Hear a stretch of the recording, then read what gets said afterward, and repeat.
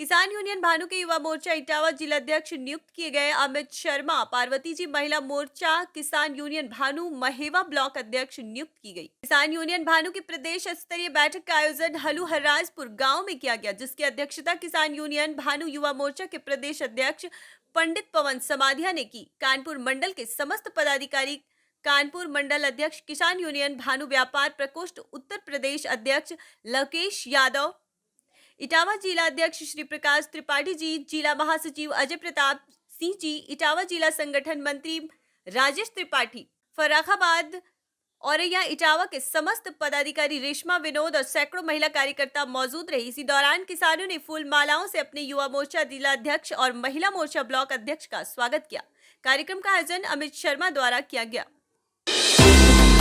खरगोन नगर पालिका ने करवाई भजन संध्या। खरगोन में नगर पालिका द्वारा आयोजित एक माह तक चलने वाले ऐतिहासिक 131वें नवग्रह मेले के समापन अवसर पर सोमवार की रात्रि में भजन संध्या का आयोजन किया गया, जिसमें भगवा रंग भजन से पूरे देश में प्रसिद्ध पाने वाली भजन गायिका शहनाज अख्तर ने एक से बढ़कर एक भजन गाकर हजारों श्रोताओं को झूमने पर मजबूर कर दिया।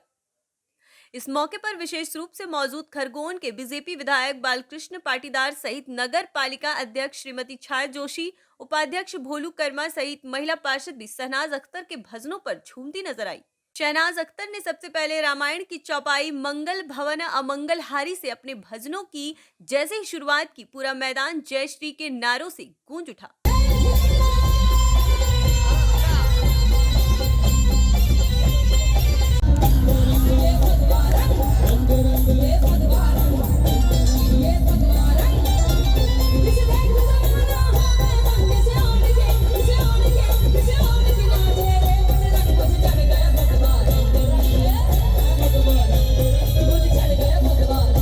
उसके बाद जो राम को लाए हैं हम उनको लाएंगे, दुनिया में हम फिर से भगवा लहराएंगे। इस भजन की प्रस्तुति पर कुर्सी पर बैठी बीजेपी विधायिका बालकृष्ण पाटीदार भी लोगों के साथ खड़े होकर झूमते नजर आए। वहीं गायक भजन गायिका शहनाज अख्तर ने अपने प्रसिद्ध भजन ये भगवा रंग मुझे चढ़ गया, भगवा रंग की जैसे ही प्रस्तुति देना शुरू किया, पूरे मैदान में लोग जमकर झूमते नजर आए। करीब 2 घंटे तक चले इस आयोजन में भजन गायिका शहनाज अख्तर ने एक से बढ़कर एक भजनों की प्रस्तुतियां देकर उपस्थित हजारों दर्शकों को झूमने पर मजबूर कर दिया। वहीं मीडिया से चर्चा करते हुए भजन गायिका शहनाज अख्तर ने अयोध्या में भगवान श्री राम के विराजित होने को लेकर कहा कि हमने भी दिवाली मनाई है। उन्होंने कहा कि मैं 11 वर्ष पूर्व मुस्लिम धर्म छोड़ चुकी हूँ, लेकिन मैंने अपना नाम नहीं बदला क्योंकि इसी नाम से मुझे प्रसिद्धि मिली है। मैं अब प्रतिदिन दुर्गा जी, रामायण और हनुमान चालीसा का पाठ भी करती हूँ। सनातन धर्म को लेकर कहा कि हमें बहु बेटियों और बच्चों को हिंदू धर्म और सनातन का पाठ भी पढ़ाना चाहिए। जो सनातन धर्म को लेकर बहस करते हैं वो मूर्ख और अज्ञानी हैं। प्रकार से अयोध्या में भगवान राम के मंदिर की स्थापना हुई, उसके बाद पूरे देश में राममय माहौल है। आप क्या कहना चाहेंगे, उन लोगों को क्या संदेश देना चाहेंगे? जी, श्री रामचंद्र जी का माहौल तो उन्हीं के युग से चला आ रहा है और श्री रामचंद्र जी जब मंदिर में स्थापना नहीं हुई थी उसके बाद भी श्री रामचंद्र जी का माहौल ही था। प्रभु हमारे अभी आए हैं तो अभी हम ये सब पूरे भारतवासी दिवाली मना रहे हैं। जिस प्रकार से आप मुस्लिम समाज हैं और आप जो है भगवा रंग और अनेक जो है भजन गाती हैं जी, तो उसमें कितना आनंद आता है? मुझे ईश्वर की अनुभूति हुई इसलिए मैंने भजन कीर्तन करना शुरू कर दिया। और रही बात मुस्लिम की, तो मुस्लिम धर्म में 11 वर्ष हो चुके हैं मुझे, मैं त्याग चुकी हूँ, लेकिन नाम मैं बदल नहीं सकती क्योंकि मेरा अपना नाम है, ये मैंने खुद रखा है और सबको स्वतंत्रता है भारत में अपना अपना नाम रखने की और नाम से ही मेरी पहचान है। मैं अपना नाम बदल दूंगी तो लोग पहचानेंगे कैसे शहनाज अख्तर। किस प्रकार की अनुभूति होती है जैसे आप भगवान राम के भजन गाती है?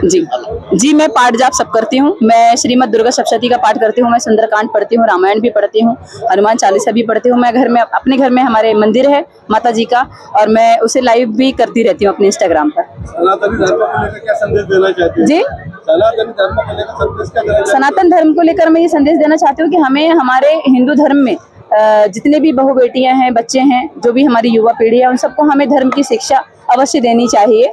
हमारे हम लोग बड़े बड़े स्कूलों में पढ़ाते हैं, इंग्लिश स्कूलों में पढ़ाते हैं, लेकिन हमें हिंदू सनातन धर्म और संस्कृति के बारे में भी पढ़ाना चाहिए। बहस सनातन को लेके करते हैं लोग जी, लगातार बहस करते हैं, उसको क्या मानती है? वे मूर्खता है, वे ज्ञानी है।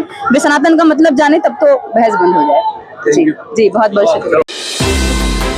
अपनी विभिन्न मांगों को लेकर क्षेत्र पंचायत सदस्यों ने डीएम को सौंपा ज्ञापन।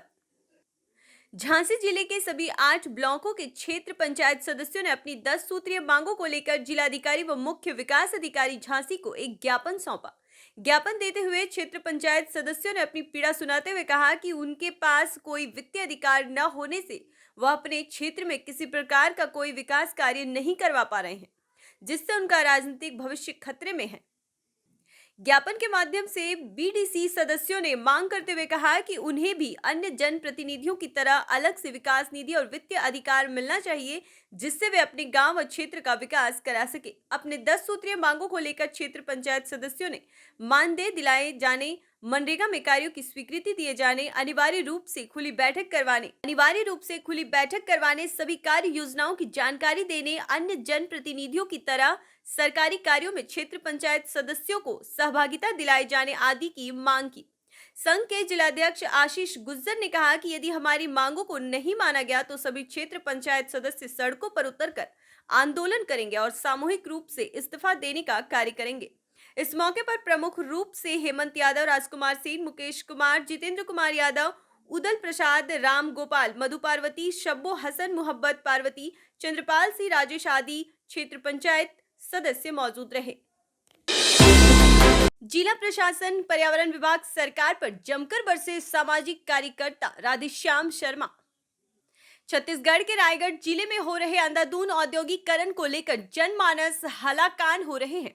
विस्थापित हो चुके उद्योगों के विस्तार के लिए जनसुनवाई जारी है, जिसके लिए सामाजिक कार्यकर्ता, पर्यावरण प्रेमी लगातार विरोध के स्वर बुलंद कर रहे हैं, किंतु पर्यावरण मंत्रालय, दिल्ली, रायपुर, रामगढ़ के द्वारा जनसुनवाई की तारीखें निश्चित कर दी गई हैं और एक के बाद एक उद्योग की जनसुनवाई तमाम विरोध के बावजूद संपन्न हो रही है, जिससे कुपित होकर सामाजिक कार्यकर्ता राधेश्याम शर्मा ने केंद्र सरकार, राज्य सरकार, जिला प्रशासन, स्थानीय विधायक, पूर्व कलेक्टर, छत्तीसगढ़ के वित्त मंत्री के अतिरिक्त जनमानस को भी कोसा गया। श्याम शर्मा ने आपा खोते हुए कहा कि जब तक लाठी डंडे के सहारे जनसुनवाई का विरोध नहीं किया जाएगा, तब तक जनसुनवाई संपन्न होती रहेगी। उन्होंने वित्त मंत्री ओपी चौधरी पर तंज कसते हुए मीडिया के सामने कुत्ता की परिभाषा दे दी। शर्मा ने कहा कि जब से विरोधी पार्टी में थे तब उन्होंने विरोध नहीं किया, तो अब विरोध करना संभव है।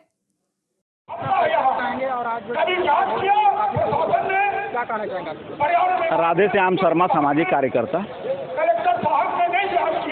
अब जन सुनवाई के संदर्भ में कुछ कहना जो है ना, वो सब बेईमानी है कहिए, और पूरे देश में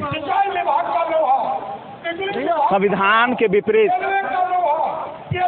विकास का मार्ग प्रशस्त हो चुका है। सरकार चाहे किसी भी दल का हो, उसको नियंत्रण उद्योगपति कर रहे हैं।